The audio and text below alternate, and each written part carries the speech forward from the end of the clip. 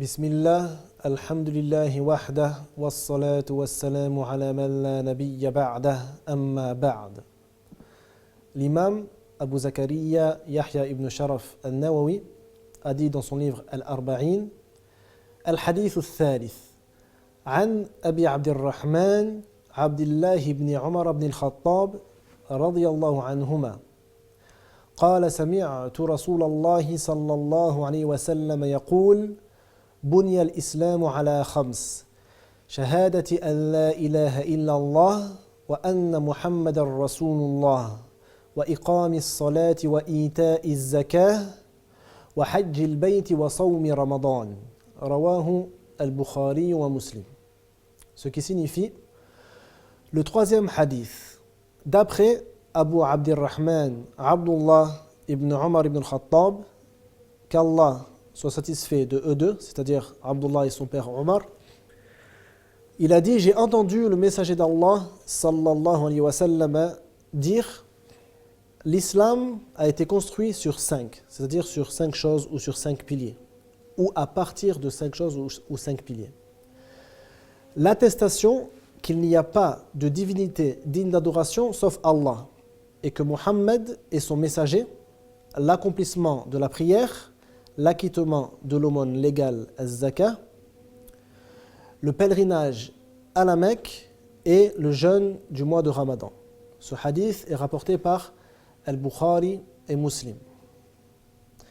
Dans ce hadith, le prophète sallallahu alayhi wa sallam a formulé une figure rhétorique, c'est-à-dire qu'il a comparé l'islam à un bâtiment, à un édifice qui serait construit à partir de 5 choses ou avec 5 piliers essentiels. Si un de ces piliers manque, le bâtiment donc sera soit sera amoindri et ne sera pas complet. Et il pourrait même s'effondrer entièrement si un ou plusieurs de ces piliers manquent.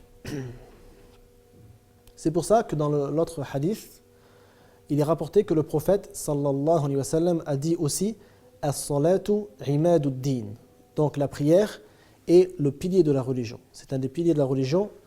Si la religion de la personne est une religion sans qu'il accomplisse la prière, sa religion s'effondre. Ça ne veut pas dire forcément qu'il est non musulman, car la plupart des savants voient que celui qui délaisse la prière par fainéantise et non parce qu'il renie l'obligation de la prière, cette personne reste un musulman, pour l'imam Abu Hanifa, Malik et Shafi'i.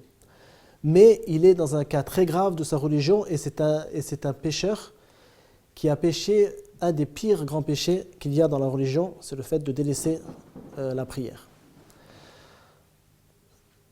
Allah Azza wa Jal a comparé aussi la religion à un bâtiment dans le Coran.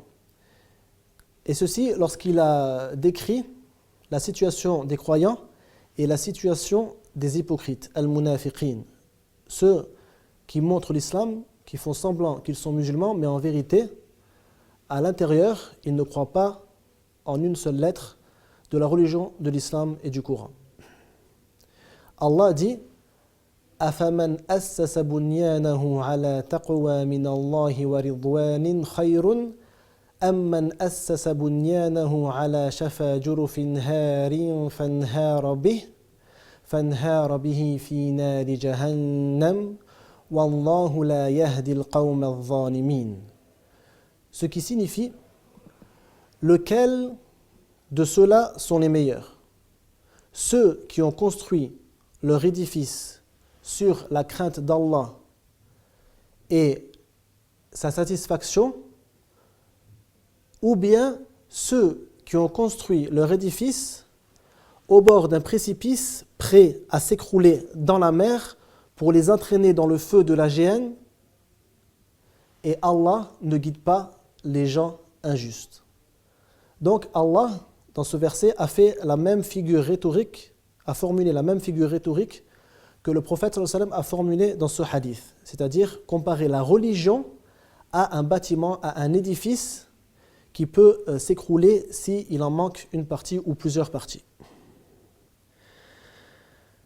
Ce hadith est aussi une partie du hadith de Jibril. Quand le prophète sallallahu alayhi wa sallam a été questionné, comme on l'a vu dans le hadith précédent, lorsqu'il a été questionné sur l'islam, il a cité ces 5 piliers.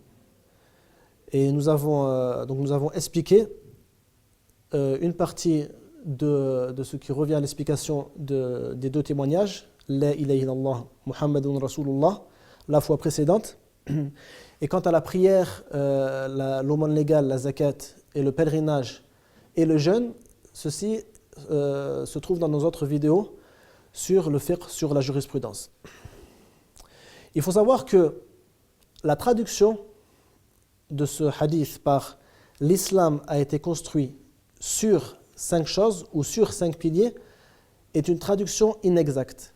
Car les savants ont expliqué que la particule ala, bunya al-islamu ala khams, ne signifie pas sur, ne signifie pas au-dessus dans ce hadith.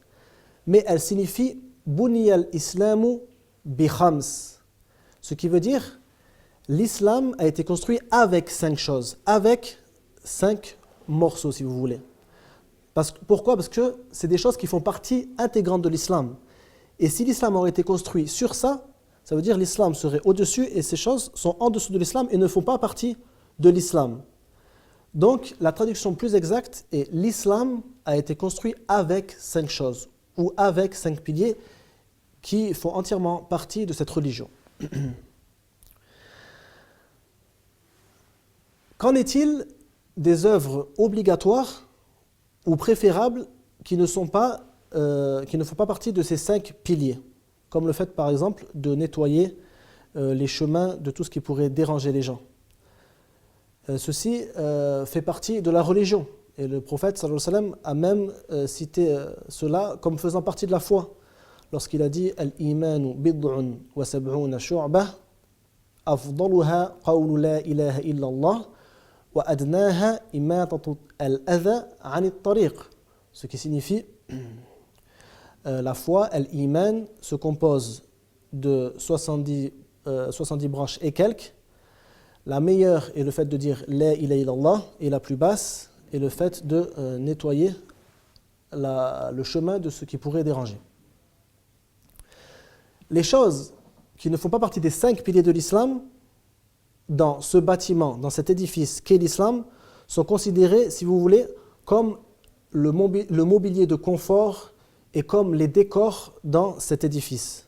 Donc, c'est-à-dire il y a des choses de base sur lesquelles l'édifice tient, et tout ce qu'on rajouterait comme œuvre et comme action serait en vérité un décor et un mobilier de confort dans cet édifice qui est cette merveilleuse religion de l'islam.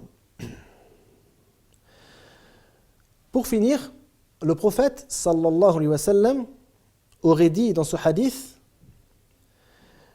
wa hajjil bayti wa sawmi ramadan. Donc il a dit d'abord le pèlerinage à la Mecque et il a fini par le jeûne du mois de Ramadan. Et dans le hadith précédent, il a dit wa anta suma ramadan wa anta hajjul bayta in istata'ta ilayhi sabila. Donc il a fait passer le jeûne du mois de Ramadan avant le pèlerinage à la Mecque. Il n'y a pas de contradiction entre ces 2 hadiths.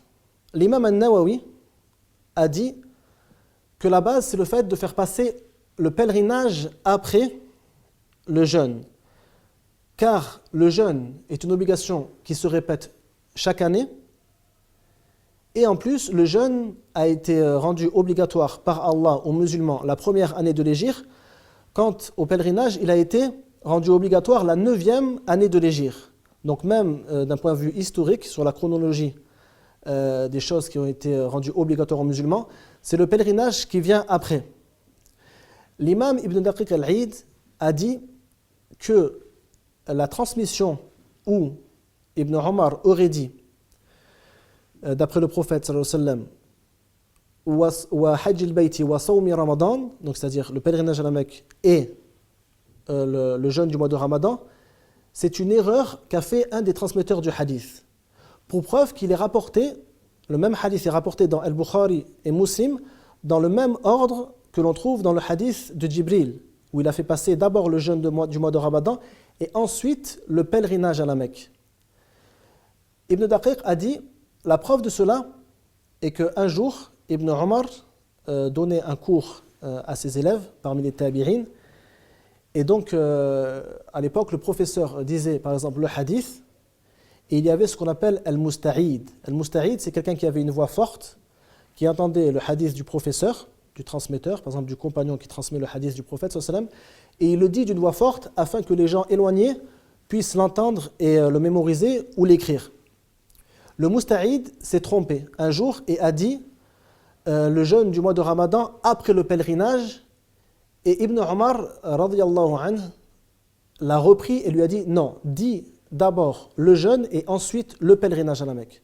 Ce qui prouve que l'ordre que le prophète sallallahu alayhi wa sallam aurait dit est le même ordre qu'il y a dans le hadith de Jibril, dans le fait de faire passer d'abord les deux attestations, ensuite la prière, ensuite l'aumône légale, ensuite le jeûne du mois de Ramadan et pour finir le pèlerinage à la Mecque. Wallahu a'lam.